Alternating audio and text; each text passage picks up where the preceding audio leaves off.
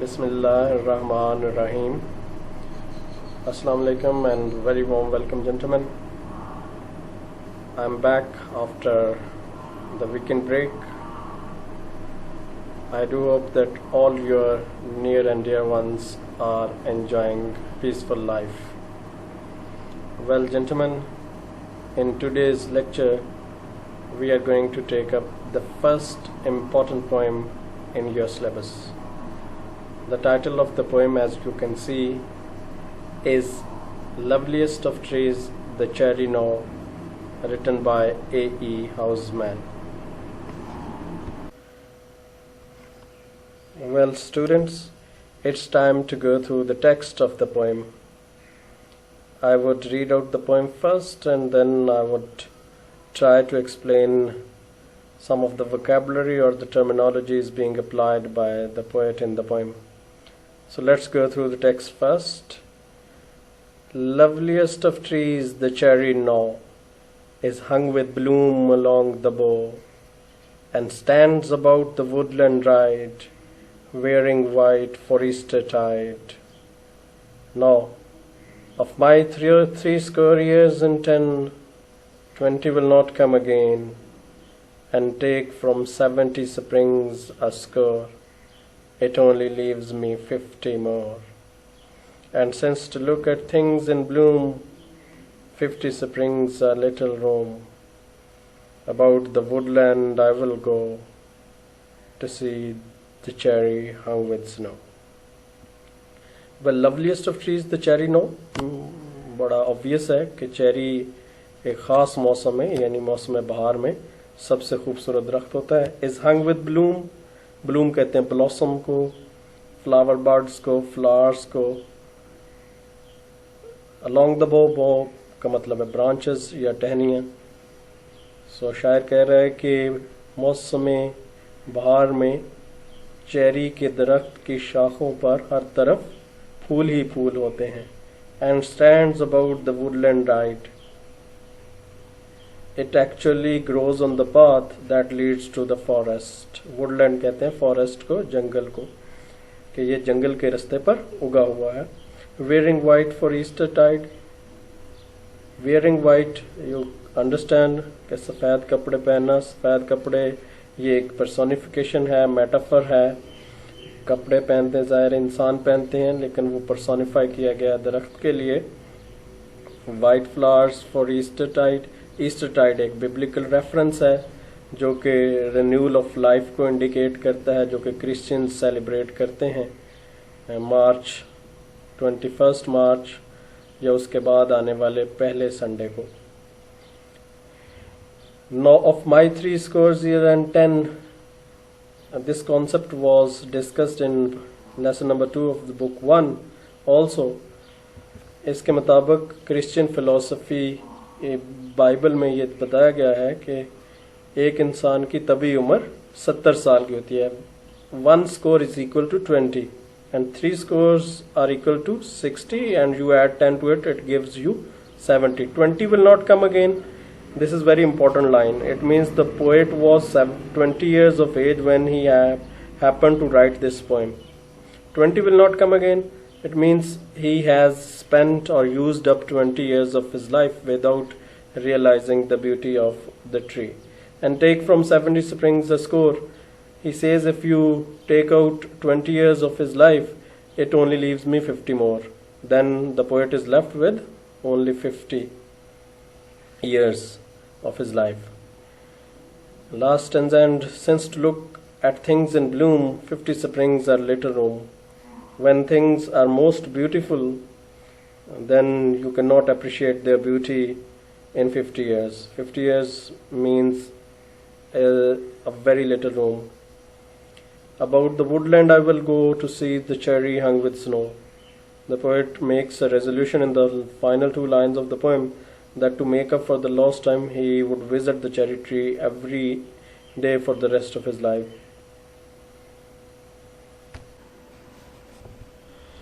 Well, gentlemen, this slide carries important vocabulary from poem number 3. The first phrase is 60 years and 10. which is a biblical concept of man's natural age. ये concept हमने book 1 के lesson number 2 में भी पढ़ा, जिसके मुताबिक एक इंसान की तभी उम्र 70 साल की होती है. 1 score basically is equal to 20 and 3 scores are equal to 60, and you add 10 to it, it gives you 70 years. bloom noun है और ये वर्ब के तौर पर भी इस्तेमाल किया जा सकता है. इसका मतलब है फ्लावर्स, ब्लॉसम, बड, फ्लावर हेड्स,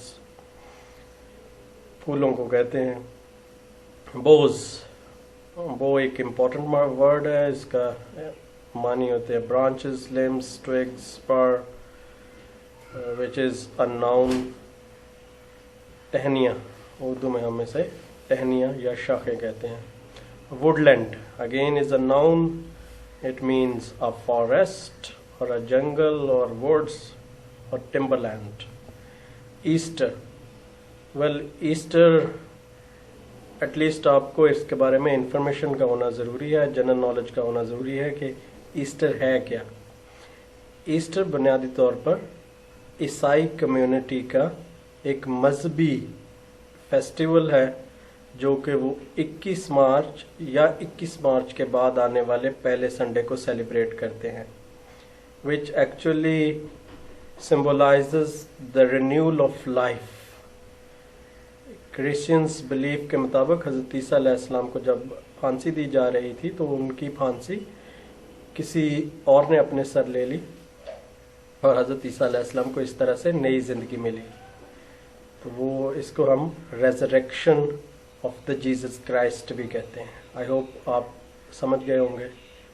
ईस्टर ईसाइयों का वो मजहबी त्यौहार है जो हज़रत ईसा अलैहिस्सलाम की दोहरी ज़िंदगी के मिलने पर वो सेलिब्रेट करते हैं, और इस मौका पर वो वाइट कपड़े पहनते हैं, सफ़ेद कपड़ों में मलबूस होते हैं. टाइड बेसिकली नाउन है. इसको मानी के तौर पर आप वेव्स, करंट, फ्लो, सर्च कह सकते हैं, लेकिन यहाँ पर ये टाइम को इंडिकेट कर रहा है, वक्त को इंडिकेट कर रहा है. ईस्टर टाइड जब मिला के पढ़ेंगे तो इसका मतलब होगा ईस्टर का वक्त, खुशी का त्यौहार का वक्त. Little room means short life, brief life, limited life. एक बात का फ़र्क करना ज़रूरी है कि little room almost negligible amount होती है, जबकि आ लिटिल रूम जो होगा वो पॉजिटिव हो जाएगा. इट वुड मीन सम. सो हम इसके साथ आ या ए नहीं लिख सकते. लिटिल रूम मीन्स थोड़ी सी जिंदगी, थोड़ा सा वक्त. Well, students, this slide carries the theme of the poem Loveliest of Trees, the Cherry No. Well, gentlemen, I have already explained that the question related to the theme of the poem is not included in the scheme of paper. Well, फिर आप पूछ सकते हैं कि अगर ये paper में नहीं आना तो हमें क्यों करवाया जा रहा है. Well, as a teacher, I can fully understand that students find it really difficult to explain the poetry unless and until they are aware of the main idea or the theme of the poem. जब तक कि उनको theme या central idea की समझ नहीं होगी वो पोएम को कभी भी एक्सप्लेन नहीं कर पाएंगे. तो इसका मकसद सिर्फ आपके लिए ये आसानी पैदा करना है कि आपको एटलीस्ट पोएम का आइडिया हो जिसको आप अपने अल्फाज में एक्सप्लेन कर सकें. तो ये आपके लिए एक्सप्लेनेशन के क्वेश्चन को टेकअप करना थोड़ा आसान हो जाता है. डेफिनेटली इससे मेरा काम तो बहुत बढ़ जाता है. मुझे पहले इसके नोट्स बनाने पड़ते हैं, फिर उन नोट्स को स्लाइड की सूरत में कन्वर्ट करके आप तक कन्वे करना पड़ रहा है. लेकिन अगर इससे आपके लिए कोई आसानी होती है तो ये कोई बहुत बड़ा काम नहीं है. Well, let me now go through the theme of the poem. Loveliest of trees, the cherry no, by A.E. Housman, is an admiration of the unbounded beauty of nature, especially the cherry tree. The way the English poets have dealt with nature in their poetry is unprecedented in any other language. They seem to have found solace, tranquility, and companionship in the beauty of nature. Nature, therefore, is a dominant theme of their poetry. In this poem, the poet seems to have fallen in romance with the mesmerizing beauty of the cherry tree when it is in full bloom. The cherry tree stands on the path that leads to the forest with all its majestic beauty. It is loaded with white flowers all around as if it is getting ready to welcome the festive occasion of Easter. The poet regrets that it has taken him 20 years to realize and appreciate the fascinating beauty of the cherry tree. Now he is left with 50 years to reach the age limit a man is blessed with, according to the biblical concept.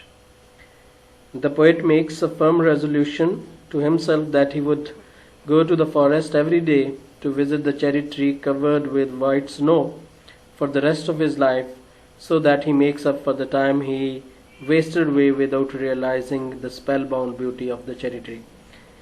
Well, gentlemen, इसके बाद मैं उम्मीद करता हूँ कि आपको poem का main idea या सेंट्रल आइडिया समझ आ गया होगा. अगर आपको वाकई समझ आ गया है तो आपके लिए पोएम को एक्सप्लेन करना कोई मुश्किल नहीं होगा. So, gentlemen, here comes the explanation of the first stanza of poem number 3, which is titled as Loveliest of Trees, the Cherry No. Well, students, सबसे पहले तो मुझे explanation के मुताल्लिक चंद चीज़ें आप पर वाज़े करनी हैं. जैसा कि मैंने कहा कि ये पहली important poem है, and all 3 stanzas of the poem, one way or the other, have been a part of the previous exams also. So इस बात से आप realize कर सकते हैं कि ये कितने important poem है, और इसके तीनों stanzas equally important है, कोई भी आ सकता है. ये तो पहली चीज़ थी. दूसरा पॉइंट ये है कि explanation में 2 मिस्टेक्स यूजुअली स्टूडेंट्स करते हैं. इस पॉइंट को गौर से सुनिएगा और इसे काइंडली ज़हन में रखिएगा. 2 मिस्टेक्स करते हैं. पहली तो ये कि वो पोएम की एक्सप्लेनेशन करते वक्त पास्ट टेंस यूज़ करते हैं या फ्यूचर टेंस यूज़ करते हैं, जो कि बिल्कुल गलत है. पोएम की एक्सप्लेनेशन करते वक्त हमेशा प्रेजेंट टेंस इस्तेमाल करना चाहिए. मोस्टली प्रेजेंट इंडेफिनिट टेंस या प्रेजेंट परफेक्ट टेंस इस्तेमाल होगा. और दूसरी जो सबसे बड़ी मिस्टेक स्टूडेंट्स करते हैं कि वो पोएम को एक्सप्लेन करते वक्त फर्स्ट पर्सन का यूज़ करते हैं. द पोएट सेड दैट आई. ये गलत मॉडल है इसको एक्सप्लेन करने का, गलत मेथड है. जब भी आप पोएम को एक्सप्लेन करें तो आपने हमेशा थर्ड पर्सन यूज़ करना है. मतलब ही, शी, इट आप यूज़ करेंगे.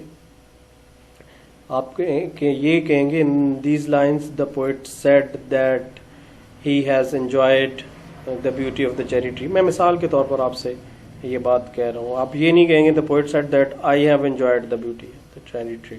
नो, आपने पोएम को एक्सप्लेन करते वक्त हमेशा थर्ड पर्सन का इस्तेमाल करना है. आई होप कि आप ये तीनों पॉइंट अपने ज़हन में रखेंगे. Let's move on to the explanation of the first stanza now. Well, first heading is the reference. मैं आपको बता चुका हूँ रेफरेंस को उर्दू में हवाला मतन कहा जाता है, जिसमें आप सिर्फ शायर का नाम और नज़म का नाम लिखते हैं. इसके अलावा किसी और चीज़ की ज़रूरत नहीं होती. These lines have been taken from the poem Loveliest of Trees, the Cherry No, written by A.E. Housman. Well, यहाँ पर भी एक चंद चीज़ें क्लियर करना चाहूँगा कि जो टाइटल होता है उसमें प्रेपोजिशन और आर्टिकल या एडवर्ब जो है ये स्मॉल लेटर में लिखा जाएगा, और बाकी उसके तमाम वर्ड्स के टाइटल के तमाम जो वर्ड्स हैं उसके इनिशियल्स कैपिटलाइज होंगे. और दूसरी बात यह है कि आप इसके अलावा किसी और चीज़ को इसमें शामिल नहीं करेंगे, और इसका सिर्फ आपको 1 नंबर मिलेगा. रेफरेंस 1 नंबर होगा.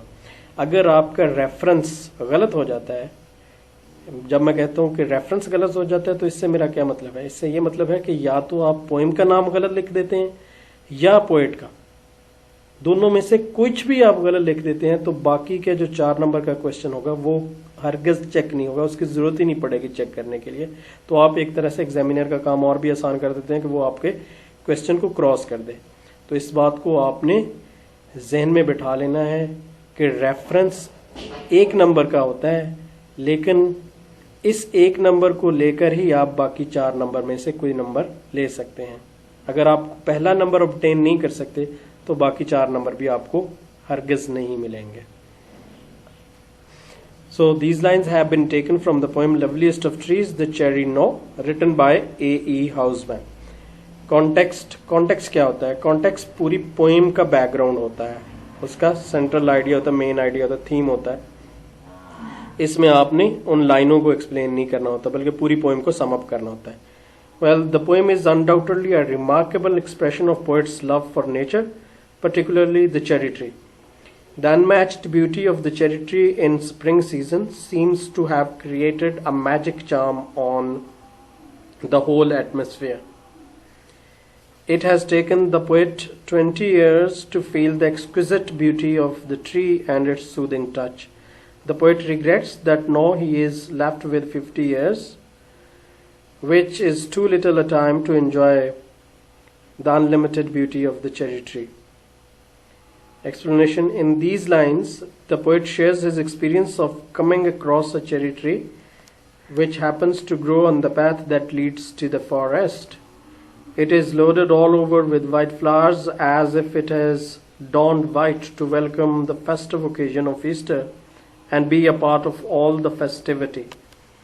The poet seems to have fallen in love with the captivating beauty of the cherry tree in spring season. The blossoming of the white flowers actually symbolizes the renewal of soul and life, exactly like Easter is a symbol of resurrection of Jesus Christ. So students, this is the explanation of stanza number 2. Well, as I have already told you that all the 3 stanzas are equally important for examination's point of view. You are strongly advised to write down the explanations given here in slides in your registers. Well, let's get started with the explanation of second stanza. Well, I have repeatedly told you that reference and context are going to remain the same for all the stanzas. You have to write it only once. So reference is the same as of the first stanza. Context is also going to remain as of the first stanza. Let's begin with the explanation. In these lines, the poet expresses his regret that he has lost 20 years of his life without realizing the serene impact of the charm of the cherry tree. Unfortunately, these years are not going to return to his life anymore. The poet alludes to the biblical concept according to which a man is blessed with 70 years of natural age in his lifetime upon this earth. Since he is left with 50 years only, since the poet has already used up 20 years in trivial routine of day-to-day life, therefore he is left with 50 years only. The poet is of the view that the beauty of the cherry tree in spring season is so exquisite and unending that 50 years are little room to enjoy it thoroughly. So students, here is the final slide of today's lecture, which contains the explanation of the third and the last stanza of the poem. Well, reference and context, as I have repeated it over and over again, are going to remain the same. You don't need to write it every time you start explanation of new stanza. You only need to write it for the first stanza. Well, let's proceed with our explanation. In these lines, the poet in the first place repents that 50 years are too little a time to enjoy and appreciate the splendor of the cherry tree when it is in its full bloom in spring season. Then, to round off the poem, the poet makes a firm resolution to himself that he would visit the cherry tree in the forest every day for the rest of his life to make up for the lost time. The cherry tree covered with white snow turns it into a splendid scene. The poet actually feels nostalgic about his encounter with the mesmerizing beauty of the cherry tree, which glorifies all the good things in life and the life itself. And that concludes our explanation of poem number 3. The paragraph number 3 is extremely important from examination's point of view. I hope you would write down the explanation of all the 3 stanzas in your registers. With that, I conclude lecture number 13. In tomorrow's lecture, we will discuss the exercise and the short answers of poem number 3. With that, gentlemen, I say goodbye to you. Take very good care of yourself. Allah Hafiz.